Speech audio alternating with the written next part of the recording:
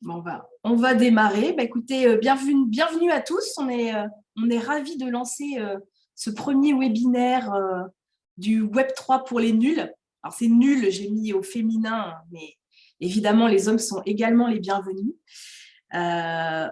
Donc, on va se présenter. Donc, moi, je suis Guillemette Deprel, je suis la dirigeante de Quantim, qui est une société qui gère des projets d'investissement immobilier à plusieurs, donc sous la forme d'ASL pour des projets de défiscalisation et sous la forme de club deal immobilier pour des projets plutôt d'immeubles de rapport.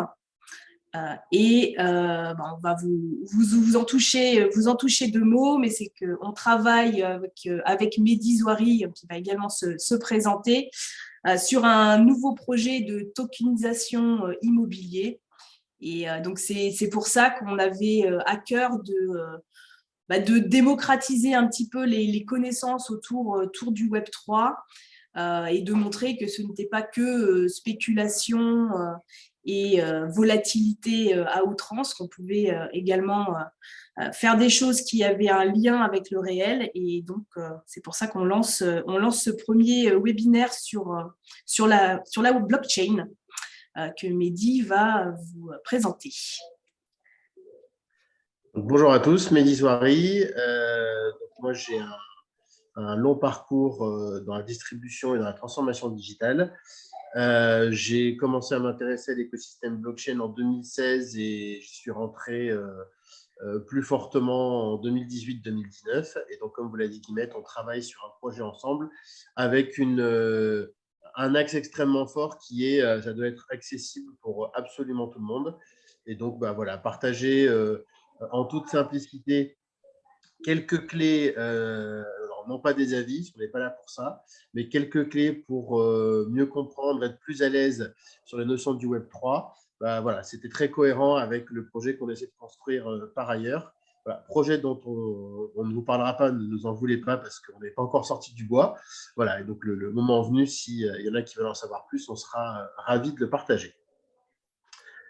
Donc, l'objectif aujourd'hui, c'est vraiment de vous donner quelques clés avec des exemples très simples et un prérequis. Toutes les questions sont les bienvenues. Il n'y a pas de questions bêtes, surtout pas.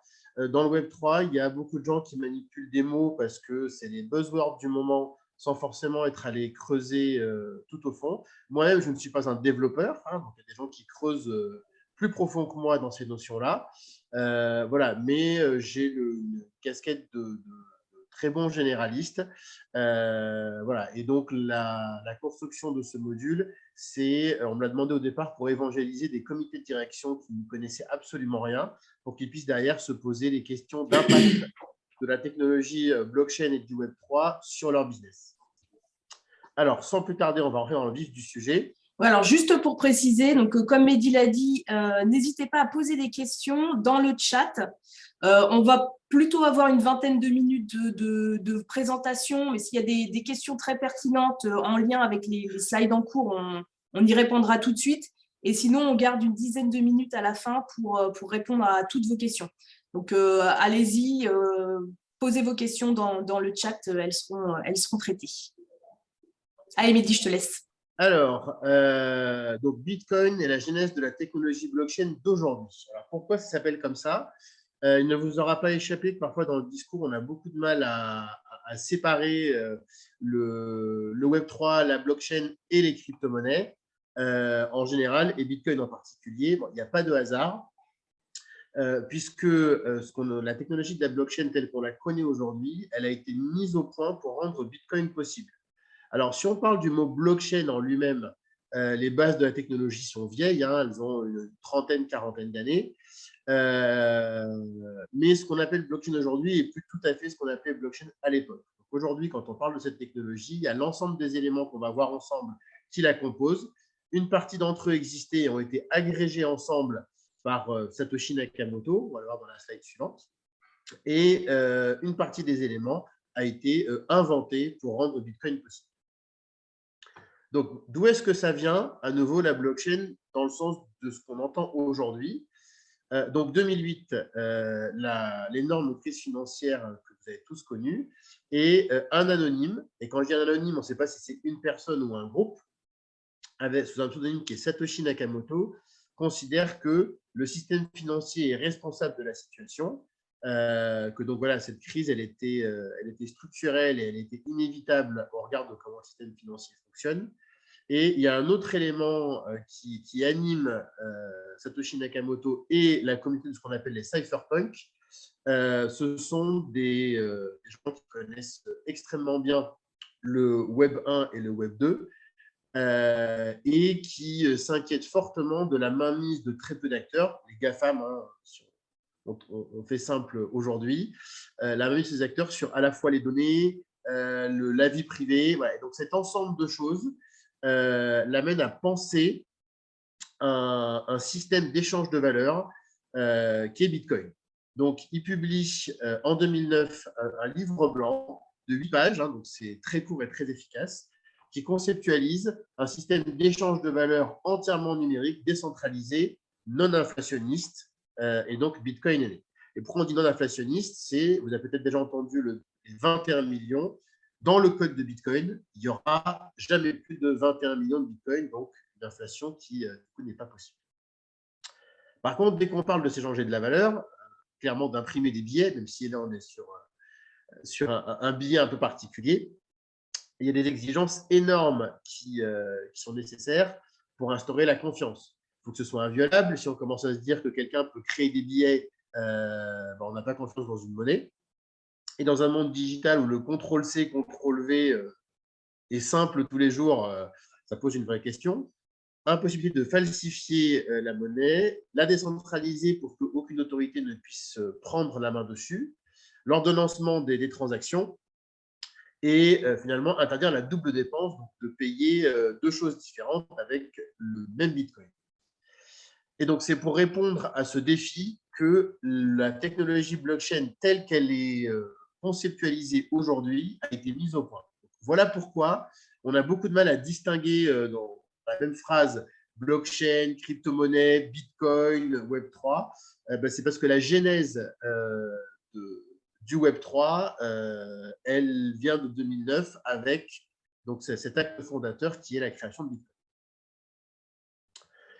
Alors, donc là, je vous ai mis une capture de YouTube. Vous pourrez taper Arte Bitcoin dans la barre de recherche et vous voyez que la première ligne, donc c'est un documentaire d'Arte qui fait 1 heure. Alors, il existe aussi en 6 chapitres de 10-12 minutes. Donc, il s'appelle Le Mystère Satoshi, enquête sur l'inventeur du Bitcoin. Alors, ce qui est intéressant dans ce documentaire, c'est que c'est extrêmement accessible, c'est très bien raconté. Il y a un joli dessin, il y a tout ce qu'il faut pour rendre ça agréable à regarder. On y aborde beaucoup de notions qui sont intéressantes. Et à nouveau, quoi qu'on en dise, Bitcoin reste l'acte fondateur. Une petite critique néanmoins, c'est que, alors je ne vais pas dire que le documentaire dit que tout est rose, mais c'est un documentaire très crypto-enthousiaste. Et donc, voilà, je trouve que parfois, ça manque un petit peu d'équilibre sur la critique du système. Bitcoin est un outil extraordinaire, mais il n'est pas exempt de défauts comme à peu près tout. Alors, la blockchain, c'est quoi? Donc là, on va rentrer dans du concret.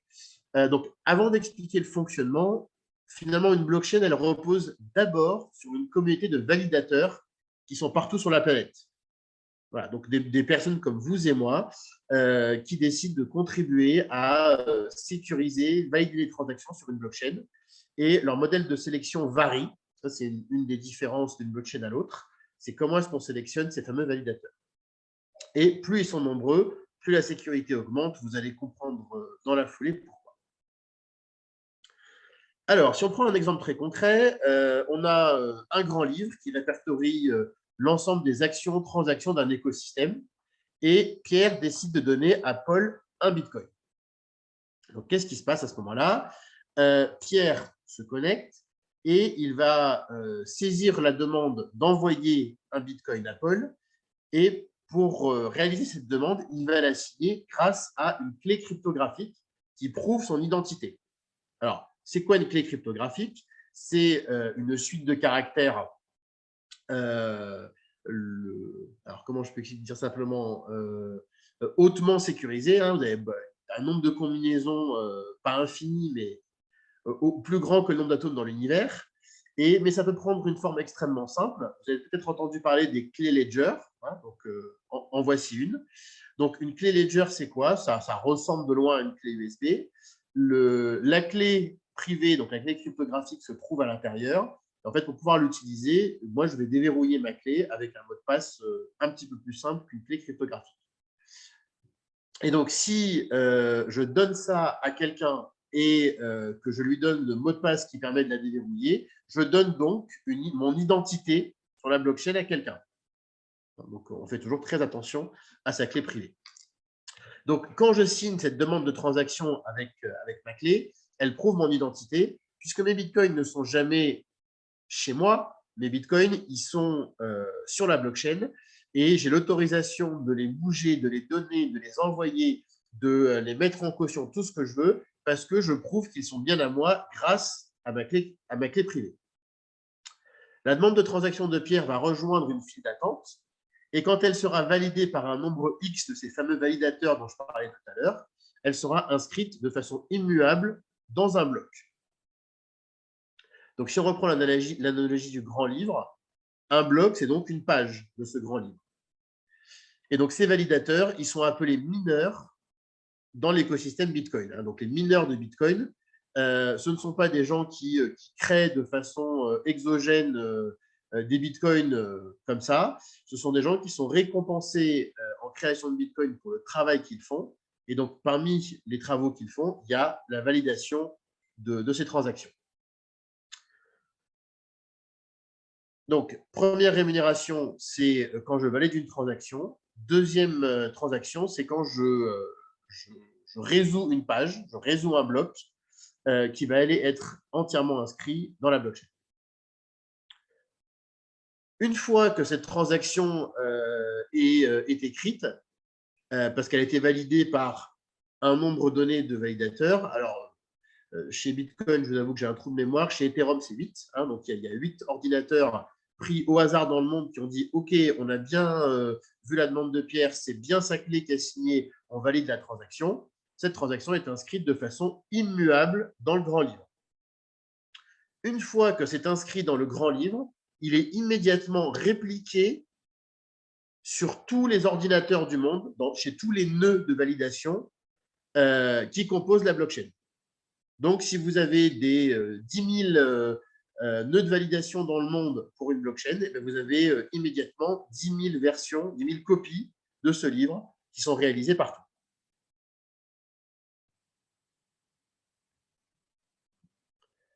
Bon, alors maintenant qu'on a expliqué dans les grandes lignes comment ça marche, comment ça se pirate, cet animal? Donc, si je vous donne une visualisation simple de ce qu'est la blockchain, vous voyez que sur la première ligne, vous avez des blocs qui se suivent. Alors, évidemment, vous aurez compris que c'est extraordinairement simplifié. Si on prend le premier bloc, vous avez 4 chiffres à l'intérieur. Et donc, quand on fait la somme de ces 4 chiffres, on obtient 25. Et donc, derrière, je refais la somme 2 plus 5 et j'obtiens 7. Hein, donc, finalement, je compresse en une information un lien mathématique avec tout le contenu du premier bloc. Je mets donc le 7 en dessous de ce premier bloc et je vais commencer le second bloc par ce même chiffre. Hein, donc, je retrouve systématiquement, si vous regardez les blocs, le chiffre qui est en dessous d'un bloc comme premier chiffre du bloc suivant. Et donc, par ce système, on a un lien mathématique qui existe entre un bloc et celui qui le précède et celui qui le suit. Maintenant, si on regarde l'exemple que vous avez en dessous, donc le SHA-256, c'est un algorithme de cryptage très utilisé dans le monde de la blockchain. Et donc, je vous ai mis un exemple concret qui est, si je code la phrase « j'aime Ethereum » avec cet algorithme, vous avez la suite de caractères que vous avez à droite. Et si j'ajoute juste un point d'exclamation, vous voyez qu'il n'y a plus aucun lien entre la suite de caractères que vous avez en bas et celle que vous avez au-dessus. Donc, en clair, le moindre petit changement modifie très profondément la forme sous laquelle l'information va être cryptée. Donc déjà, on est proche de l'impossible. Si je veux pirater un bloc, il faut que je le pirate, que j'y introduise, du moins que je remplace une information par l'information qui m'arrange, que j'anticipe donc tous les changements que ça va provoquer, comme ce que vous avez en dessous avec le point d'exclamation supplémentaire, et que ce faisant, j'arrive à préserver le lien mathématique avec le bloc d'avant et le bloc d'après. Voilà, puisque si ce lien mathématique est perdu, on va immédiatement considérer qu'un bloc n'est plus valide. Voilà, le lien n'existe plus, donc ce bloc a été altéré. Mehdi, si tu peux revenir juste un tout petit peu en avant, il y a une question de Séverine. Pourquoi copier toutes ces transitions sur l'ensemble de la blockchain? Eh bien, alors, c'est la slide suivante. Ah, c'est parfait. Super. Voilà, donc alors, je suppose que Séverine, ça voulait dire pourquoi est-ce qu'on copie de grands livres chez tout le monde. Donc, déjà, première énorme difficulté, ce que je viens de vous expliquer, c'est verrouiller une information sans altérer le lien mathématique. Donc, quand on mélange tout ça, on est proche de l'impossible. Une fois que j'ai réussi ce tour de force, admettons que ce soit possible, j'ai altéré une information, j'ai altéré une ligne sur une des pages que sont ces blocs. Derrière, il va falloir que de façon instantanée, je pirate 51% des nœuds dans le monde. Pourquoi? Parce qu'en fait, la blockchain, ça s'autocontrôle en permanence. Et donc, si à un moment donné, on constate qu'il y a 20% des versions du livre qui sont différentes des 80% qui restent, les 20% vont être immédiatement écrasés. Donc, en fait, même si on arrive à altérer, on ne peut pas gentiment aller pirater un par un les ordinateurs, puisqu'il y a une espèce d'autocontrôle en temps réel qui est réalisé. Donc, si je réussis le tour de force de la slide d'avant, il faut qu'ensuite, j'arrive à pirater 51% des nœuds de validation du monde en même temps. C'est pour ça que dans le jargon du Web3, vous avez un terme qui est une attaque des 51%. Voilà. Donc, quand on n'a pas vu cette explication, on ne comprend pas ce que ça veut dire. Ah, maintenant, vous savez, si quelqu'un vous dit quelqu'un a tenté une attaque des 51%, ça veut dire essayer de modifier 51% des versions du livre en piratant, donc 51% à minima des ordinateurs du monde. Donc, si on résume tout ça et qu'on dit les transactions sont des lignes sur ce grand livre, les blocs sont des pages qui forment ce livre, alors une blockchain, c'est un grand livre décentralisé, réputé inviolable, parce qu'il y a ces deux tours de force qu'il faut réaliser. Et donc, c'est pour ça qu'aujourd'hui, le législateur commence à reconnaître une valeur probante à des informations inscrites sur la blockchain. Alors, ne faites pas dire ce que je n'ai pas dit. Toutes les informations qui sont sur une blockchain n'ont pas de validité juridique. Dans certains cas, on considère qu'une information a une valeur probante. Voilà. Si je vous prends un exemple pratico-pratique, il y a plein de gens qui disent « Oui, mais la blockchain, du coup, ça va remplacer le notaire. On peut enregistrer les transactions immobilières. » Dans l'absolu, sur cette partie-là du travail, peut-être, mais tant que l'État ne reconnaît pas la validité d'une transaction immobilière dans la blockchain, ça ne vaut rien. Voilà, donc on peut inscrire plein de choses. Il faut que le législateur y reconnaisse une valeur probante. Donc finalement, cette pseudo-révolution, n'en voyez pas, je suis un peu provoque, qu'est-ce qu'on peut en faire? Donc première chose, c'est la première fois dans l'histoire de l'humanité qu'on peut faire des transactions de pair à pair, incontestables, sans tiers de confiance. On peut se donner de l'argent entre nous sans avoir besoin que je donne un ordre à ma banque qui va envoyer de l'argent à votre banque qui va faire apparaître la créance sur votre compte en banque. On peut envoyer de l'argent, un titre de propriété, une œuvre d'art digitale, je fais référence au NFT, des titres financiers, des points de fidélité pour les enseignes de supermarché, de pair à pair, aussi facilement que s'envoyer un mail 24 heures sur 24, 7 jours sur 7, avec des frais de façon générale très faibles. On peut conserver et transporter facilement de la valeur qui n'est pas soumise au contrôle et aux décisions d'une autorité centrale.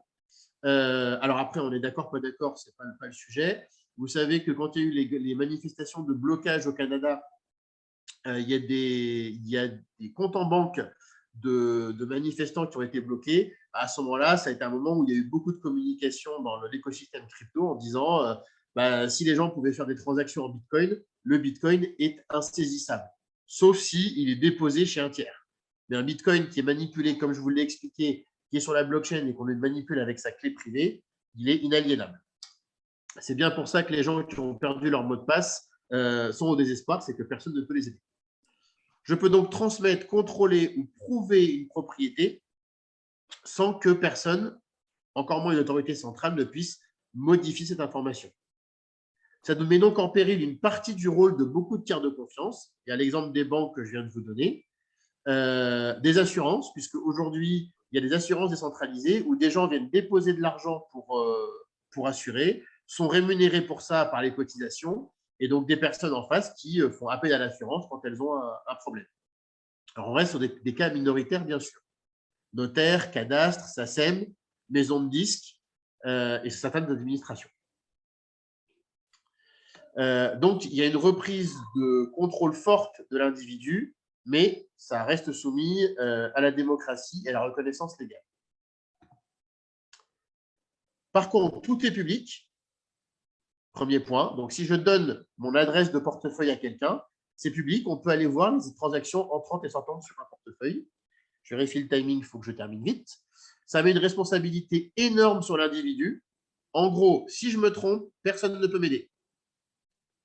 La centralisation n'a pas que des inconvénients, hein, ce n'est pas le diable. Ça simplifie, ça modère. Quand on parle de réseaux sociaux décentralisés, personne ne peut modérer. Donc, s'il y a de la communication terroriste, raciste, pédophile ou autre, si on n'a pas une autorité centrale qui modère ça, ça peut poser problème. La centralisation s'adapte à l'interlocuteur, hein, donc on peut aller très vite avec quelqu'un qui est à l'aise et passer plus de temps avec quelqu'un qui l'est moins. Et la blockchain peut être une catastrophe mise entre les mains d'un pouvoir autoritaire. Si je prends le cas du yuan numérique qui a été déployé en Chine, en fait, du jour où la banque centrale émet un yuan, et donc un yuan, c'est quoi? C'est comme l'euro de votre compte en banque, mais avec le numéro de série du billet. Du jour où il est émis à la banque centrale, on peut suivre tout le cycle de vie de ce yuan numérique. Voilà. Donc, on peut savoir tout ce qui se passe. Donc, en termes de vie privée, ça peut poser 2-3 petits problèmes, ce qui est d'ailleurs une inquiétude sur le projet d'euro numérique de la Banque centrale, puisque le système étant le même, ça peut inquiéter. Et ce que je vous disais en dessous, la blockchain est immuable.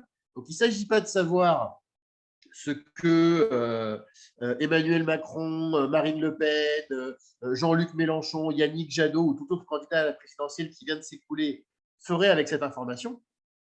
La problématique, c'est qu'il n'y a pas de droit à lobby dans la blockchain. C'est un grand livre immuable. Donc, si quelqu'un prend, c'est un pouvoir autoritaire, prenez le pouvoir en France dans 30 ou 50 ans, cet historique, il est là. Et on ne sait pas ce qu'on peut en faire.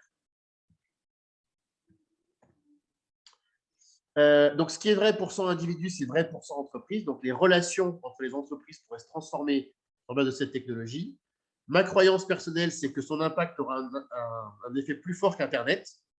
Et donc, j'ai envie de dire aux entreprises, vous n'avez pas encore fini votre transformation digitale, il faudrait s'activer un peu parce qu'il y a probablement l'épisode suivant qui arrive. Et quand Internet a été créé, il n'a pas été en pensant aux achats de voyage, au e-commerce ou à Netflix. C'est la réflexion stratégique de ce que Internet rendait possible qui a créé ces business. La blockchain, c'est pareil. Aujourd'hui, c'est une technologie très, très puissante et on n'a probablement pas vu 0,1% des transformations du fonctionnement de la société que ça peut potentiellement engendrer. Pardon, j'ai 5 minutes de retard. On a commencé un petit peu en retard. Écoute, il y a quelques questions. Alors, Véronique, donc je pense qu'elle revenait sur une de tes slides où tu montrais les nœuds de validation et ne comprenait pas si ça concernait tous les ordinateurs du monde. Je pense qu'elle voulait dire qui étaient les validateurs. Tu es coupé. Hop. Merci Guillemette. En fait, j'ai coupé le micro pour tousser et je ne pouvais pas réactiver le son. Alors, qui sont les validateurs? Alors, c'est une question complexe, d'ailleurs, ça fait partie de l'épisode 2. Donc, un validateur, en fait, personne ne va vous donner l'autorisation de valider. Vous allez devoir prouver que vous êtes légitime pour valider. Donc, si je prends l'exemple de Bitcoin, on est sur le protocole de preuve de travail, donc le fameux truc qui consomme beaucoup d'énergie. Et donc là, on va prouver qu'on est légitime pour valider parce qu'on va mettre en fait, un ordinateur très puissant sur le réseau, on va l'alimenter, on va le garder en ligne peu ou prou 24 heures sur 24, 7 jours sur 7. Et en fait, c'est en résolvant les équations mathématiques que ce nœud de validation va prouver sa légitimité. Voilà. Et que donc, il sera récompensé derrière en Bitcoin quand il résoudra un bloc. Donc, en fait, on n'est pas un validateur qui a plus de légitimité quand on fait ça depuis 10 ans ou quand on fait ça depuis 10 jours. Voilà. C'est juste en montrant qu'on travaille et qu'on fait du bon travail, d'où le preuve de travail, proof of work. L'autre grand mode de sélection, c'est le proof of stake. Donc là, ce qu'on va faire, c'est que quelqu'un va acheter un montant important, ou alors on va se mettre avec d'autres personnes pour constituer ce montant important de crypto-monnaie d'une blockchain. Et donc, c'est ça qui va constituer le nœud de validation.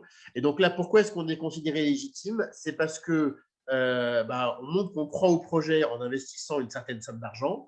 Et si on fait du mauvais travail, votre nœud peut être pénalisé. Il peut être pénalisé, y compris en pénalité pécuniaire. Voilà, donc en immobilisant de l'argent, vous prouvez que vous êtes attaché au fait que cette blockchain fonctionne bien. Voilà.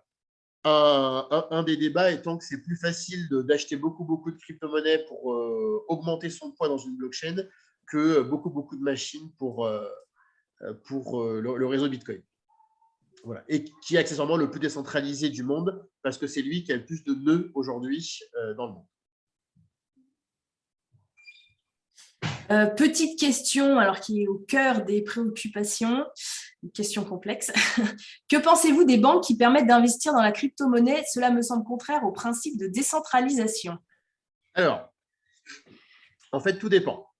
Il y a un adage dans le monde du Web3 qui dit « Not your keys, not your crypto ». Donc, en gros, pas votre clé privée, pas vos cryptos. Donc, si on se place du côté des banques, il y aurait une bonne façon de faire, qui est de dire, voilà, on a servi d'intermédiaire pour aller acheter vos cryptos, Bitcoin, Ethereum ou autres, pour vous faciliter les choses. Et une fois que votre Bitcoin est sur votre compte en banque qui est dédié à ça, vous avez l'opportunité de le sortir de là et de le rapatrier sur votre wallet à vous. Là, effectivement, on repart en décentralisation. L'objectif, évidemment, c'est qu'ils achètent pour vous et qu'ils les conservent pour vous. Donc, on est effectivement moins dans cette notion de décentralisation. Après, à nouveau, on a un service qui est fourni pour quelqu'un qui est pas…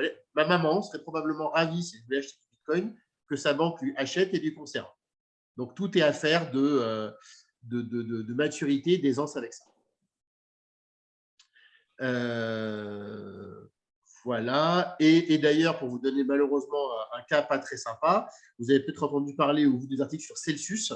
Donc, Celsius, c'est un gros acteur de lending, borrowing, donc emprunt de crypto ou dépôt de vos cryptos pour qu'elles soient prêtées à d'autres aux États-Unis et qui donc rémunérait un peu en mode compte épargne les dépôts de crypto. Aujourd'hui, Celsius est en grave difficulté et donc ils ont suspendu le retrait des cryptos. Donc l'hypothèse soft, c'est qu'ils ont suspendu parce qu'ils ont un moment compliqué. L'hypothèse hard, c'est qu'ils ont suspendu parce qu'ils ont besoin de saisir, entre guillemets, les cryptos de leurs clients pour se sauver d'un point de vue stratégique. Voilà. Donc, effectivement, quand on laisse ses cryptos à quelqu'un, il faut bien regarder à qui on laisse. Et à quelle période. Quand on est dans un marché où tout va bien, c'est moins risqué que quand le marché va moins bien, comme c'est le cas en ce moment. Ouais, Véronique précise qu'elle ne parlait pas de Celsius, mais des banques classiques. Mais oui, effectivement, ta première partie de réponse concerne bien les banques classiques aussi. Et a priori, on a un moins grand risque que la BNP ou la Société Générale coule du fait d'un crash crypto que Celsius qui ne fait que ça. Voilà. Mais en tout cas, voilà, pour vous montrer l'exemple, c'est effectivement Celsius a pu aliéner les cryptos de ses clients. Voilà. Et aujourd'hui, le cadre juridique en Europe et en France ne protège pas un dépôt crypto, même dans une banque classique, comme il garantit à hauteur de 100 000 € les avoirs dans une banque. Voilà. Donc, tout ça est évidemment amené à évoluer. Alors, autre question, il n'y a donc pas d'autorité pour encadrer, gérer ou administrer les blockchains? Alors, une excellente question. Alors, il n'y a pas de réponse parfaite à cette question. quand on dit qu'il n'y a pas d'autorité, il y en a quand même. C'est-à-dire que, par exemple, alors, chez Bitcoin, il y en a pas, hein, puisque Satoshi Nakamoto a disparu, que ce soit un homme ou une femme ou un groupe de personnes, Satoshi a disparu. Côté Ethereum, le fondateur Vitalik Buterin est toujours là. Donc, mine de rien, quand le fondateur prend la parole, ça a quand même un impact. Hein, donc, ça, c'est le premier point. Le deuxième point, c'est qu'il y a souvent des fondations derrière les grosses blockchains. Et donc, ces fondations, c'est les organes qui vont, par exemple, lever des fonds pour aider à financer des startups qui vont venir bâtir des business sur leur blockchain, hein, puisque finalement, une blockchain, elle a sa raison d'être à elle seule, mais de plus en plus, elle voudra être une infrastructure pour permettre à d'autres de venir y bâtir un business. Donc, pour attirer des startups, eh ben, ils proposent aussi de financer via des bourses ou des entrées au capital certaines startups intéressantes. Par contre, cette fondation, elle a comme rôle de contribuer au développement de l'écosystème, au développement des cas d'usage d'une blockchain, mais en aucun cas, elle n'a une capacité de prendre la main sur une blockchain. Alors, ce que je vous dis là, c'est vrai pour une blockchain qui a un peu d'ancienneté, qui s'est décentralisée. Il y a quelques blockchains aujourd'hui où une grande partie des nœuds sont encore contrôlés par la fondation ou l'entreprise qui a créé la blockchain. Et donc, eux, potentiellement, peuvent déroger un petit peu à ce que je viens de vous dire. Voilà. Par exemple, quand Binance a lancé la Binance Chain, et c'est encore un peu le cas aujourd'hui, un des reproches qui lui était fait, c'était qu'elle était insuffisamment décentralisée. Pas cher, rapide, mais insuffisamment décentralisée. Alors, autre question de Nassef. À ce jour, la blockchain a quel niveau de maturité au niveau mondial? À votre avis, quand est-ce que ça va devenir un must pour les entreprises? Alors, est-ce que ça atteint un niveau de maturité? Non, la réponse est absolument non, parce qu'en fait, alors, moi, souvent, quand on me dit qui sera encore là dans 10 ans, je dirais Bitcoin et Ethereum. Hein, donc, on n'est pas encore dans un écosystème qui est parfaitement stable. Donc, je ne sais pas, les 8 autres qui composent le top 10 mondial, seront-ils toujours dans le top 10 dans 5 ans? J'en sais fichtrement rien. Voilà, parce qu'on a vu des géants apparaître et disparaître très, très vite. Si vous avez vu passer le mot Luna, voilà, Luna, c'était un poids lourd qui est apparu et a grandi très, très vite et qui a disparu extrêmement vite aussi. Voilà, donc non, on est loin de la maturité. Et après, ce qui amènera la maturité de l'écosystème et le fait que de plus en plus d'entreprises vont s'y mettre, ce n'est pas la maturité de la techno-blockchain en soi. Je pense que c'est les entreprises qui auront bâti des outils et des cas d'usage sur la blockchain qui vont intéresser les entreprises. Un exemple très concret, il y a donc VeChain, c'est des gens qui ont bâti sur l'écosystème Ethereum un système de traçabilité lié à la blockchain. Voilà, donc, en fait, on met des tags sur l'ensemble des produits et leur authentification est inscrite sur une blockchain. Et LVMH a pris la solution de VeChain. Donc, ils n'ont pas pris la blockchain, ils ont pris un système bâti sur la blockchain qui leur permet de sécuriser grandement la traçabilité de ce qu'ils vendent. Voilà, et on sait que chez LVMH, c'est un peu le nerf de la guerre. Voilà, je pense que ça viendra d'abord de là.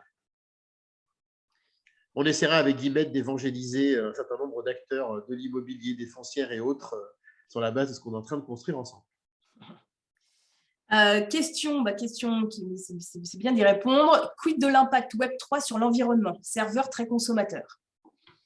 Alors, donc déjà, cette problématique de consommation énergétique, elle est essentiellement vraie pour les protocoles Proof of Work. Donc, Bitcoin et Ethereum, pour l'instant, pour prendre les gros, hein, il y en a d'autres. Voilà, parce que justement, je vous ai expliqué, la preuve de travail, c'est je prouve par le travail et par la résolution d'équations très complexes que je suis légitime. Donc, le sujet de la consommation énergétique, voilà, on va le concentrer d'abord sur les protocoles Proof of Work. Ça, c'est le premier point. Le deuxième, c'est que on est sur un sujet qui, à mon sens, pose un problème qu'il faut traiter. Néanmoins, c'est très complexe à deux niveaux. Le premier, c'est que quoi qu'on en dise, le proof of stake, c'est très très bien, mais c'est quand même moins inviolable que le proof of work. Voilà. Donc, si un jour les ordinateurs quantiques ou autres sont en capacité de réussir un piratage, ils pirateront d'abord du proof of stake avant de pirater Bitcoin ou autre proof of work. Ça, c'est sous réserve d'avoir un réseau très décentralisé. C'est la première chose. La deuxième, c'est que même si on regarde Bitcoin, on est encore dans un sujet complexe, c'est-à-dire que à quoi ça ressemble un mineur de Bitcoin type? C'est quelqu'un qui va avoir pris des containers, monté des racks et mis beaucoup de serveurs dans ces containers. Pourquoi dans des containers? Parce qu'un mineur, c'est quelqu'un qui va chercher l'énergie la moins chère possible, parce que c'est ça qui va faire qu'il va gagner de l'argent. Et donc, l'énergie la moins chère possible, c'est laquelle? C'est l'énergie renouvelable non consommée. Donc, en Chine, typiquement, vous aviez des gens qui déplaçaient des dizaines, voire des centaines de conteneurs à proximité des grands barrages ou des petits barrages, d'ailleurs, même plutôt, quand on était en saison des pluies, qui allaient dans des zones où il y avait de l'éolien quand la saison des pluies était moins favorable, pour aller chercher cette énergie. Et même quand ils vont chercher cette énergie renouvelable, ils vont plutôt essayer de faire tourner à fond les machines la nuit, par exemple, parce que le barrage va leur vendre l'énergie au coût marginal. Voilà, parce que, en gros, la nuit, soit le barrage coupe les vannes, soit il produit de l'électricité qui est perdue, puisqu'on ne sait pas la stocker. Donc, je ne suis pas en train de vous dire que la consommation énergétique, c'est bien. J'essaie juste de vous donner quelques clés. Donc, je peux vous poser deux choses qui sont un vrai souci. La première, c'est que quand la Chine a banni le minage de Bitcoin de son territoire, le premier secteur d'activité qui en a lourdement souffert, c'est le renouvelable de petite et moyenne dimension.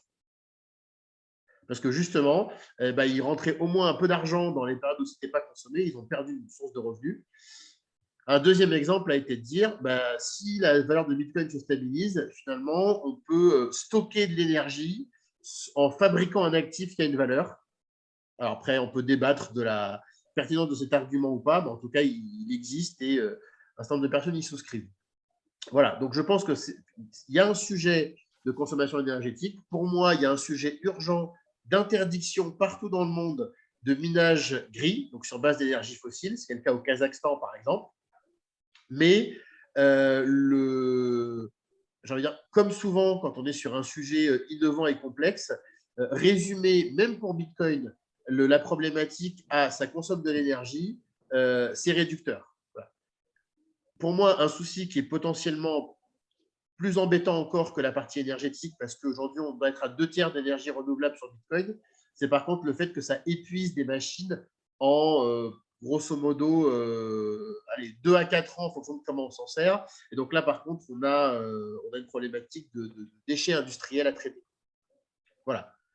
Donc je ne vous ai pas donné un avis sur le problème énergétique. Voilà, je vous donne juste à nouveau quelques clés. Chacun se fera son avis. Voilà, il y a un truc à traiter, mais c'est nettement plus complexe que ça consomme de l'énergie, c'est mal. Mehdi, je pense qu'on va s'arrêter là. Il est déjà 11. Il y a une question de Véronique sur les NFT, mais c'est un peu le sujet de la prochaine fois. Oui, c'est quoi la question? Si je peux y répondre c'est sur le paiement des NFT. Que pensez-vous des acteurs qui permettent d'acheter des NFT avec sa carte bancaire? Alors, j'ai pas d'avis pour les acheter en carte bancaire ou en autre chose. Par contre, je vous ai expliqué un petit peu Bitcoin, 2 mots sur Ethereum, et on ira plus profond dans l'épisode 2 et l'épisode 3. Mais j'ai juste envie de vous dire que le niveau de recherche et de compréhension pour comprendre ce qu'on achète quand on achète un NFT, à part une image moche et pixelisée dans certains cas, moi, ce qui me fait peur dans un cas comme ça où on dit acheter des NFT avec les cartes bancaires, ça veut dire rendre finalement faire qu'acheter un NFT devient un non-événement. On peut acheter un NFT comme on achète une baguette de pain. Voilà. Et il y a des gens qui ont perdu de l'argent dans le crash des cryptos. Vous n'imaginez pas combien ont perdu les gens qui avaient des très gros portefeuilles NFT. Voilà. Donc attention, il faut toujours faire ses recherches et j'ai coutume de dire, il faut toujours comprendre à minima ce dans quoi on va mettre un investissement, même si on investit ce qu'on est prêt à faire, patati patata. Ok, super. Hein, la phrase d'influenceur en début de vidéo pour vous dire c'est pas de ma faute, c'est de la vôtre. Ça, tout le monde la connaît par cœur. Mais voilà, si j'ai un seul élément, là, on a fait un truc très, très court pour donner de premières clés. J'espère que ça vous a aidé et faites-nous le plus de retours possible, soit dans le chat, soit après coup. Mais il faut vraiment comprendre ce dans quoi on investit, comme on essaie de comprendre à minima le modèle d'une boîte où on prend des actions ou le modèle d'un service auquel on fait appel. Bon, bah, merci pour votre enthousiasme. Je vois déjà des retours plutôt positifs. Donc, on veut rester sur un format court, donc on va s'arrêter là. Mais effectivement, l'idée, c'est d'organiser, je ne sais pas, d'ici une quinzaine de jours, peut-être un deuxième webinaire où on parlera plus smart contract, NFT. On expliquera encore quelques buzzwords qu'on rencontre un petit peu partout. C'est enregistré pour ceux qui sont arrivés en retard. Je mettrai le lien sur LinkedIn, ça sera sur YouTube. Donc, super. Bah, écoutez, merci à tous et puis au prochain épisode.